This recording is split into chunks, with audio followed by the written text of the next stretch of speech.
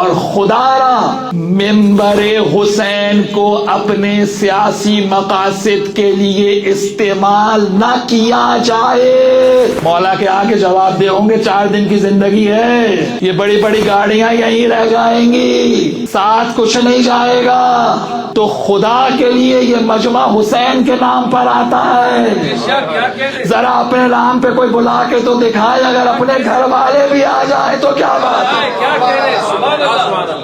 یہ مولا حسین کے نام پہ جو عشرہ محرم میں جو ہزاروں لاکھوں لوگ ہر طرف نظر آتے ہیں، یہ حسین کے نام پہ مجمع آتا ہے۔ اور یہ بھی بتا دوں میں آپ کو، کائنات کے اندر واحد حسین ابن علی کی ذات ہے جو صرف اپنے نام پہ مجمع کو بلاتا ہے۔